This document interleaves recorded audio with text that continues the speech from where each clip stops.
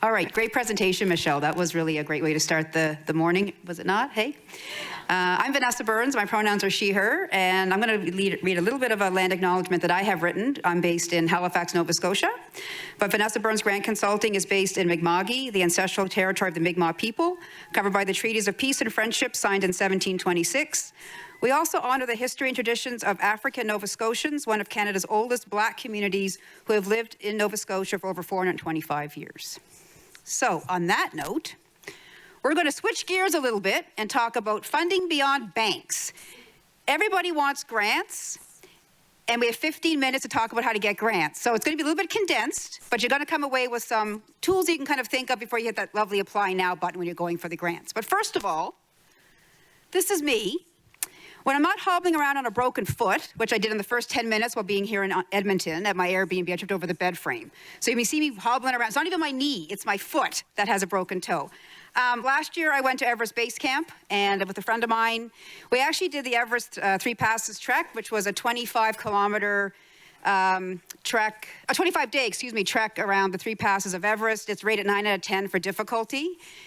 It really taught me resilience. It taught me how to overcome challenges. I've been very active my whole life, but that was a whole different experience, up to altitudes of about 20,000 feet. One morning, we got up at 4 o'clock in the morning and we hiked up Kalapatar and we saw the sunrise, oh my God, I'm crying, sunrise over Everest. So it was my goal to see the Himalayas in my life, and I did. So anyway, woo. This is hormone. This is 55, and this is real, okay? Like, this is real, okay? Like, the middle picture is me. I ice climb, I rock climb. I'm a little bit of an adventure seeker. That's actually me climbing in Nova Scotia. We have an ice festival every year, so I've actually ice climbed in New Brunswick a number of times. So, yeah, so I'm a bit of an adventure seeker, and I love dogs. So who doesn't? So that's Arthur, my border collie, and Arthur is 4, and he's my roommate, he's my employee, and he's my therapist. So I also have 2 lovely daughters who are 27 and 22, and they're also my therapists as well. So I love them. I raised them on my own. I was a solo parent for many, many years. So I'm very proud about that. So let's get into it. Okay. I'm going to ask a question really quickly. Who here has accessed grants or is looking to access grants? Okay, the entire room. That's why you're sitting here today. Well, I like to say that grants, just as a definition, is money that you don't have to pay back. It helps grow your business, grow your not-for-profit. I use it with the quotes, free money, because even though you don't have to pay it back, it does come with some parameters, restrictions, and things like that. For now, we're going to talk about why they matter. I mean, everyone is sitting in the room today saying, we want grants, we need money, right? I mean, it's a fact. I had a lot of conversations in the last couple of days with organizations who are looking at sustainability issues, looking to ways to keep the organizations going, businesses looking to grow in certain areas, and how are they doing it? So why do grants matter in this landscape? And grants do come with barriers. That's a whole other conversation, but a lot of queer and 2SLGBTQ plus entrepreneurs struggle with accessing funding for their organizations, for their businesses. I'm not going to get into, obviously, the nitty-gritty of barriers, but they do exist, whether it's from, frankly, crapola application forms, whether you can't find opportunities, you don't know where to look, all those things, not understanding the process, not giving opportunities. That's a real issue. But really, why do they matter, and why is it an area where you could be looking for some extra funding for your business or your not-for-profit? So the first one is really to close the funding gap, right? So sometimes we can't get loans. As entrepreneurs, we go into a bad credit rating, is not great. Speaking of investing in finances, I mean, we don't all have stellar credit ratings, or it's hard to get a loan, or bias exists in these lending institutions, and we all know that. Grants kind of help you close that funding gap. They allow you to access money that you may not be able to access traditionally from other means. Reduce financial risk in the fact that you're not giving up equity in your company, right? So when you get a grant, no one's going to say you have to give me 30% of equity in your company, right? And they're also allowing you to grow in terms of your not-for-profit, in terms of your business, without accumulating debt. We all have businesses. My business is 5 years old. I mean, I put my own money into my own business. I don't have loans in my business. I'm privileged that way, but there are many folks that have to get debt and loans. So grants kind of help balance that, in terms of not having to access loans.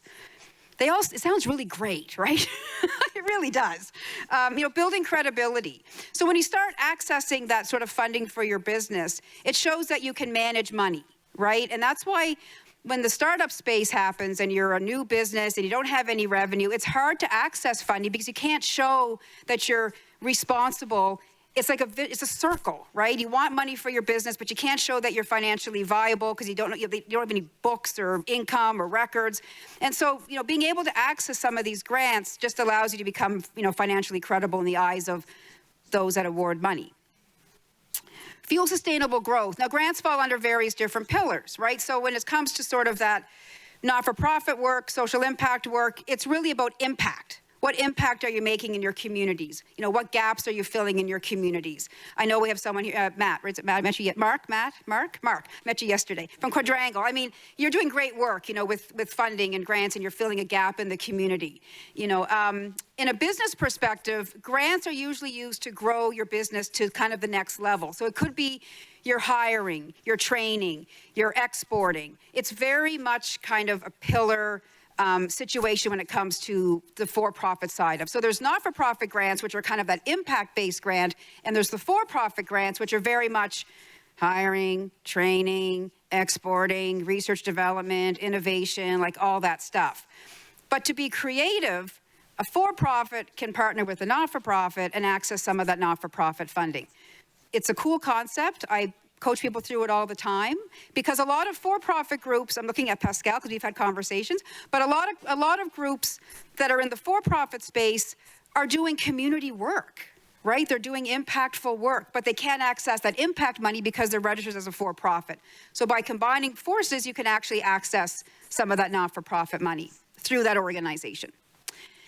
And finally, it expands networks and visibility. So some granting programs come with like accelerator programs. You get mentors, you get all those sort of resources. So even though it's only a grant, it comes with mentorship, support. So some of those programs, when you kind of read the aspect of the grant, you're able to access some support. But the other thing too is it can create new opportunities. So you may get a grant from an organization, and then they may know somebody else who's running another program and they want to invest in you as well through a grant. So it really kind of opens up some doors. Now, grants sound great, but of course we all know that it's a very, very competitive landscape. And the average success rate for a grant, does anybody know what the average success rate for a grant is?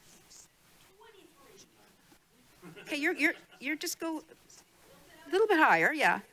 30. It's 30%. I mean, which isn't horrible, but it's 30%. And a lot of times it's very competitive, but the biggest reason is folks just don't know how to sort of approach the process. Grants is not going for that ding, ding, ding, ding, like shiny apply now button. There's a whole process that begins before you actually apply for funding. So we're going to walk through that a little bit quickly today. So the first one really, and this is really for entrepreneurs, is you have to be grant ready. And if I had a toolbox with me, I'm going to invest in one, a toolbox. In that toolbox would be various things that allow me to say, hey, I'm grant ready, right? So the first one is have a business plan. As a business, you kind of need to have a business plan. If you don't have a business plan, that's fine, you can be honest. But really, that's kind of your roadmap in terms of where you want to go in your business. Do you want to hire? What's your revenue projections? All that is your business plan.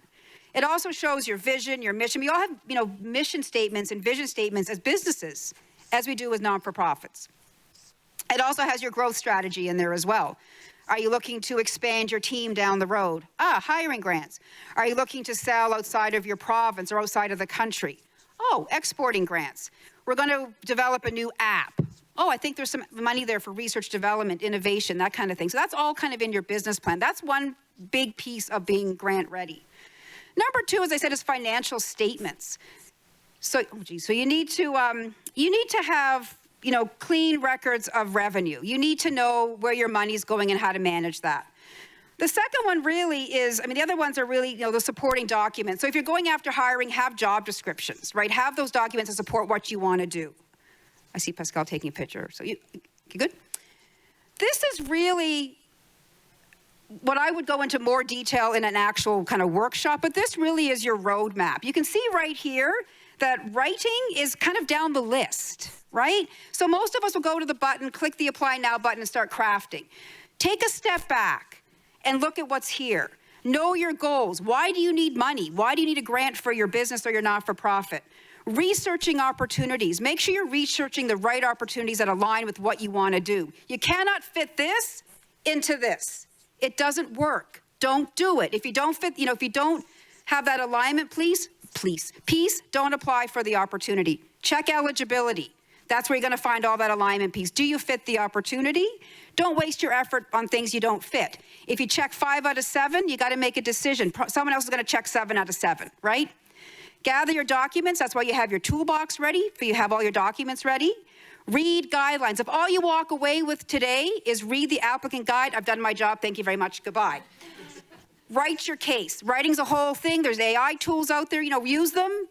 But use them in an ethical manner. You're still putting in your own words, your own feel. You know your organizations and your businesses best. Use those to help you navigate how you want to craft a few words and sentences. They are there. Budget wisely. Do you know how much you need? Is your budget accurate? Don't fluff your numbers. Funders are smart. They're savvy, right? Don't just go for the biggest amount out there. Ask for what you need and justify that with your budget and show your work. Polish, review your application. Make sure, give it to someone else to read. Does it make sense? Right? Does it make sense? Submit early. Beat the deadline rush. I have to admit, I have 2 grants due today for clients, but I was waiting for information from them. So sometimes it's not always early.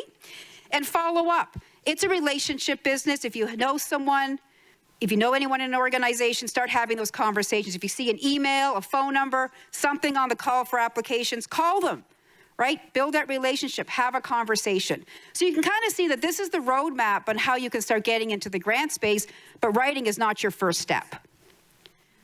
We're going to end with a little bit of acceptance and rejection. It's a fact of life. I get rejected. I've been rejected 4 times in one day. I'm a professional, right? It happens. It's real. But these are reasons why.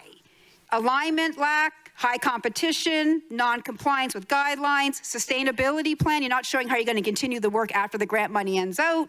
Poorly written, insufficient evidence of need, as in why you need the money, weak project design, lack of budget, or fluffy budget. Remember, we don't want to do any fluffy. And inadequate organizational capacity. You don't have the capacity to do what you want to do. And that's the biggest thing with grants. They come with these things. You have to deliver what you say you're going to deliver. If you say you're going to do this, do this. If things change, contact the funder. Have a conversation. Be honest with someone. Don't wait till the last minute to put in a report saying, well, we didn't quite meet the parameters for... No, you may have to give some money back. Not good, right? So make sure that you're honest with funders if anything changes. But really, when it comes to grants, deliver on what you say you're going to deliver. It comes with accountability. However, grants can be great because they can help you grow into a space that you may not be able to with traditional lenders and things like that. And there is grant money out there if you're aligning yourself properly and taking the time to actually do the steps before ding, ding, ding, ding, that really shiny Apply Now button. That's it. That's me. If you follow me on LinkedIn, you will see that I often have Kermit the Frog in my Friday fun fact spot. I haven't done Kermit in a while, but Kermit may pop up. My LinkedIn is there. I have a Calendly link there as well. I'm willing to offer folks, I always offer 30-minute consultations with anybody who wants to talk about this a little bit further. I'm around until the end of the conference. I'm always happy to chat about grants and funding. I know it's a hot topic for many people. And thank you very much for having me here today. All right, and Vanessa, if you stay up there, we do have a couple minutes for questions, Sure. So I'm glad we have time. Are there some questions about grants? Yeah, excellent.